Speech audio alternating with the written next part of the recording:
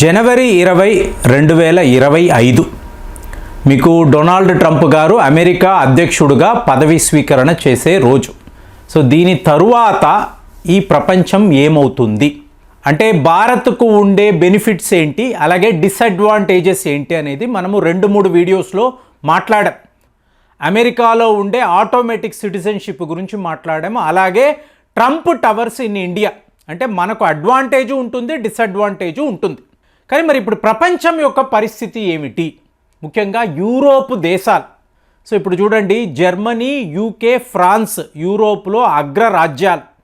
So వీళ్ళు కలిసికట్టుగా ఒక మీటింగ్ పెట్టుకున్నారు. అమెరికా లేకపోయినా యుక్రెయిన్కి మేము సపోర్ట్గా ఉంటాము అంటే డీప్ స్టేట్. ఇప్పుడు డొనాల్డ్ ట్రంప్ గారు వచ్చిన వెంటనే ఏం జరుగుతుంది, ఈ డీప్ స్టేట్ పాలిటిక్స్ మీద ఒక యుద్ధం అంటే మిలిటరీ ఇండస్ట్రియల్ కాంప్లెక్స్, ఆయుధాలు తయారు చేసే సంస్థలు వర్సెస్ డొనాల్డ్ ట్రంప్. మీకు ఆల్రెడీ ఈలాన్ మస్క్ సపోర్ట్ ఉంది. సో వీళ్ళు కలిసి ఈ డీప్ స్టేట్లో ఉండే ఈ కంపెనీస్ వీళ్ళందరినీ కూడా ఎండగడతారు. సో వీళ్లకు వ్యతిరేకమైన పాలసీస్ తీసుకువస్తారు అని చెప్పి వార్తలు. సో ఈ టైంలో మీకు ట్రంప్ గారు రావడము ఈయన పుతిన్ గారితో మాట్లాడతారు అని చెప్పి ఒక వార్తలు. అంటే జర్మనీ నుంచి ఒక డీటెయిల్డ్ రిపోర్ట్ అండి. రేపు ప్రపంచం ఎలా ఉంటుంది, యూరోప్ యొక్క పరిస్థితి ఏమిటి, మనము ఏం చెయ్యాలి, మనము అంటే యూరోప్ యూనియన్ దేశాలు ప్లస్ యూకే. సో మనము ఏం చెయ్యాలి అంటే మీకు వీళ్ళు చాలా పెద్ద క్రైసిస్లో పడిపోతారండి. మీరు ఒక్కసారి క్యాల్కులేట్ చేశారు అనుకోండి, యూరోప్లో ఉండే దేశాలు ఒకప్పుడు అంటే వరల్డ్ వార్ 1 అప్పుడు ఎలాంటి ఒక పేదరికాన్ని చూశారు అంటే సరిగ్గా అలాంటి ఒక సిట్యువేషన్ ఈ దేశాలకంతా కూడా రాబోతున్నట్టుగా వార్తలు. ద గార్డియన్ అనబడే పత్రిక, ఎందుకో నాకు తెలియదు, ద గార్డియన్ అనబడే పత్రికలోనే ఇలాంటి మోస్ట్ క్రిటికల్ ఆర్టికల్స్ మీకు పబ్లిష్ అవుతూ ఉంటాయి. సో వాళ్ళు ఏం మాట్లాడుతున్నారు అంటే డొనాల్డ్ ట్రంప్ రావడము ఈయన వ్లాదిమిర్ పుతిన్తో మాట్లాడి ద ఫస్ట్ డీల్ ఏమిటి అంటే నేను యుక్రెయిన్కి ఇవ్వాల్సిన సపోర్ట్ పూర్తిగా ఆపేస్తాను, వాళ్ళకి ఆయుధాలు ఇవ్వను, ఫైనాన్స్ ఇవ్వను, వాళ్ళకి మారల్ సపోర్ట్గా నేను నిలబడను, అంటే నా వెనుక అమెరికా ఉంది అనే భావన వాళ్ళకి లేకుండా చేస్తాను. మరి ఈ బార్గెన్లో నువ్వు ఏం చెయ్యాలి పుతిన్, నువ్వు ఏం చెయ్యాలి అంటే చైనా మన కామన్ శత్రువుగా నువ్వు గుర్తించాలి. నువ్వు చైనాతో చాలా క్లోజ్గా ఉన్నావు కదా, ఒక కమ్యూనిస్ట్ దేశం కదా, మీరు కూడా కమ్యూనిస్ట్ దేశం కాబట్టి మీరు క్లోజ్గా ఉండాలి అనే ప్రయత్నాలు చేస్తున్నారు. దీనిని మానుకోండి. చైనా ఈ ప్రపంచంలో ఒక ఈవిల్, వాళ్ళ వల్లే కరోనా అనబడే రోగము వచ్చింది. రేపు ఇంకా ఎన్నో వైరస్లు వాళ్ళ లిస్టులో ఉన్నప్పుడు ఇది ప్రపంచానికి మంచిది కాదు, నీకు మంచిది కాదు, నాకు మంచిది కాదు. మనం కలిసిపోయి చైనాను ఎదిరిద్దాము. ఈయన ఎందుకు ఇలా అంటాడు అంటే చైనా 2nd పొజిషన్లో ఉంది కదండి. సో వాళ్ళే అమెరికాకు గట్టి పోటీ కాబట్టి ఆ చైనాను లేకుండా చెయ్యాలి, చైనాను ఆర్థికంగా దెబ్బ కొట్టాలి. ఇది డొనాల్డ్ ట్రంప్ గారి యొక్క ప్రాథమిక లక్ష్యంగా ఉంటుంది. ఇక రెండవ విషయానికి వచ్చారో అనుకోండి, ఆటోమేటిక్గా అయిన పుతిన్ గారికి ఏం చెప్తారు, మీ సైన్యంలో ముఖ్యంగా కుర్క్స్ రీజన్లో ఇవాళ నార్త్ కొరియా వాళ్ళు ఉన్నారు, యామిన్ దేశానికి సంబంధించిన సైనికులు వచ్చి ఉన్నారు, నేపాల్ వాళ్ళు కూడా అంటే బతుకు తెరువు లేదు, నేపాల్కి కూడా ఒక ఆర్మీ ఉంది, వాళ్ళు ఇవాళ రష్యా కోసము యుక్రెయిన్లో యుద్ధము అనేది చేస్తున్నారు.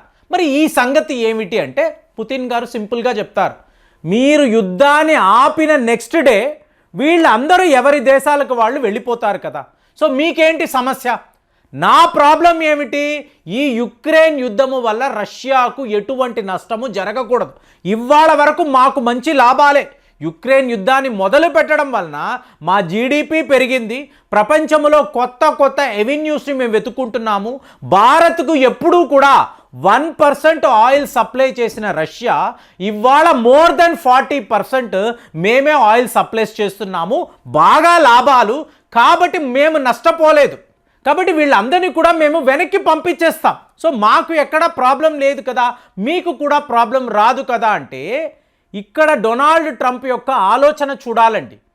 ఒకవేళ అమెరికా సపోర్ట్ లేదు యుక్రెయిన్కి, కానీ ఈ దేశాలు ఏం మాట్లాడుతున్నారు, యూకే, ఫ్రాన్స్, జర్మనీ మేము వాళ్ళకి సపోర్ట్గా నిలబడతాము. అంటే ఈ దేశాల్లో కూడా డీప్ స్టేట్ ఉంటుంది కదండి. సో వాళ్ళు వీళ్ళ మీద ఒత్తిడి చేస్తారు, అమెరికాను విడిచిపెట్టు, డొనాల్డ్ ట్రంప్ మీద మేము ఏదో ఒక రకంగా హత్యా ప్రయత్నాలు చేస్తూనే ఉంటాం, ఎక్కడో ఒక దగ్గర ఆయన దొరకవచ్చు, అంతవరకు మీరు ఏం చెయ్యండి, ఈ యుద్ధాన్ని ఆపకండి. సో ఒకవేళ ఇలా జరిగింది అనుకోండి ఫ్రెండ్స్, అంటే ఈ ఆయుధాలు అమ్మే కంపెనీలు, ఈ యుద్ధ వాహనాలు తయారు చేస్తున్న సంస్థలు వీళ్ళు ఎప్పటిలాగే లాభాలు చేసుకుంటూ ఉంటారు. కానీ మీకు ఈ దేశాలు, యూరోప్ యూనియన్లో ఉండే దేశాలు, రష్యా నుంచి ఎలాగో ఆయిల్స్ వీళ్ళకి వచ్చే ఛాన్స్ లేదు, న్యాచురల్ గ్యాస్ కూడా రాదు. మరి ఇవాళ వీళ్ళు అమెరికాతో కూడా శత్రుత్వము అన్నప్పుడు అమెరికా యొక్క హెల్ప్ కూడా వీళ్ళకి ఉండదు. ఈ పరిస్థితిలో ఈ దేశాలు చమురు లేకుండా, న్యాచురల్ గ్యాస్ లేకుండా, మీకు ఎటువంటి ఇంపోర్ట్స్ లేకుండా ఎవరి వద్ద ఏమి కొంటారు? రష్యా లేదు, అమెరికా లేదు, ఏం చేస్తారు? వీళ్ళను ఆర్థికంగా ఎవరు ఆదుకుంటారు? ఎవ్వరు ఆదుకోరు. భారత్తో చైనాతో అంటే ఒట్టి వ్యాపారం అండి. మనము వీళ్ళకి ఎటువంటి లోన్స్ ఇవ్వము, వీళ్ళతో మనము కలిసిమెలిసి తిరగము, వాళ్ళకి ఏం కావాలో అది అమ్ముతాము, మనము మన రెవెన్యూస్ చూసుకుంటాం, అంతే. దానికి మించి యూరోప్తో మనకు ఎటువంటి సింపతియో పిటియో, అయ్యో పాపము. ఎందుకు? మనల్ని చిత్రహింసలకు గురి చేసిన దేశాలు, మనల్ని కాలనీస్గా, బానిసలుగా చూసిన దేశాలు. సో వాళ్ళ పతనమే మనం కోరుకుంటాం. కాబట్టి ఇవాళ అమెరికా రష్యా కలిసి యూరోప్ మీద ఒక పెద్ద దెబ్బ, చావు దెబ్బ కొట్టారు అనుకోండి, ఈ దేశాలు ఏమైపోతాయి? నేనైతే అలాగే అంచనాలు వేస్తున్నాను. ఇంకా చెప్పమంటే నాకు యుద్ధము వద్దు వద్దు వద్దు అంటున్న డొనాల్డ్ ట్రంప్ ప్రశాంతంగా రష్యా నిన్ను ఇంతలాగా వీళ్ళందరూ ఇబ్బంది పెట్టారు కదా, ఇప్పుడు నేను నీకు గ్రీన్ సిగ్నల్ ఇస్తున్నాను, ఆ పోలాండ్, జర్మనీ, ఫ్రాన్స్, యూకే వీళ్ళని కొట్టాలి అంటే కొట్టు, నేనైతే సపోర్ట్కి ఉండను అని చెప్పారు అనుకోండి, అమెరికా లేని యూరోప్ మీకు రష్యాపై యుద్ధము చెయ్యగలదా? అప్పుడేం జరుగుతుంది? తీవ్ర స్థాయిలో వీళ్ళు నష్టపోతారు. ఈ దేశాలంతా కోలుకోలేని ఒక భారీ నష్టం వైపు వెళతారు. నాటో అనబడే గ్రూపు కుప్ప కూలిపోతుంది. ఈ టైంలో మళ్ళీ వీళ్ళు ఏం చేస్తారు? అమెరికా మమ్మల్ని ఆదుకో అంటారు. మళ్ళీ అమెరికా ఆయుధాలు, మళ్ళీ అమెరికా చమురు, అమెరికా గ్యాస్, టోటల్గా మేము మీ మీదే ఆధారపడుతున్నాము అంటే ఏం జరిగినా చూడండి, యూరోప్ కొలాప్స్ అనేది 100% జరుగుతుంది. వాళ్ళు డీప్ క్రైసిస్లోకి వెళ్ళిపోతారు. అట్ ది సేమ్ టైం అమెరికాకు జరగాల్సిన మంచి లాభాలు వాళ్ళకి జరుగుతాయి. రష్యా యాజ్ ఇట్ ఈస్గా వాళ్ళ వ్యాపారాలు, అంటే ఇండియాకు పంపించాల్సిన డిస్కౌంటెడ్ ఆయిల్స్ పంపిస్తారు, ఫర్టిలైజర్స్ పంపిస్తారు, చైనాతో వ్యాపారం యథాతథం వాళ్ళు చేసుకుంటూ ఉంటారు.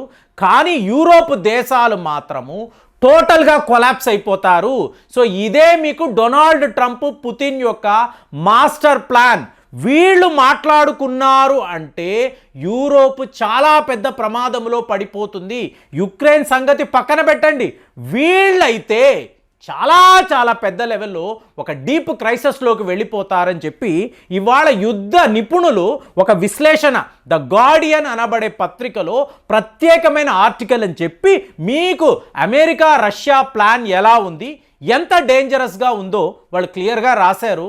మరి చూడండి, అగ్రరాజ్యాలను మాట్లాడతాము, వీళ్ళు కలిసిపోతే ప్రపంచము అతలాకుతలం అవ్వడం కాదు, తలకిందులైపోతుంది. దీన్నే మనము ద న్యూ వరల్డ్ ఆర్డర్ అని చెప్పి మాట్లాడుతున్నామా?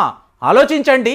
ఇలాంటి పెర్మిటేషన్స్, కాంబినేషన్స్ కూడా ఈ ప్రపంచములో ఉంటుందని చెప్పడానికి ఈ వీడియోలోని విషయాలు మాట్లాడాను. మరి దీని మీద మీ స్పందన ఏమిటి? కామెంట్స్లో రాయండి. మళ్ళీ వచ్చే వీడియోలో కలుద్దాం. జై హింద్.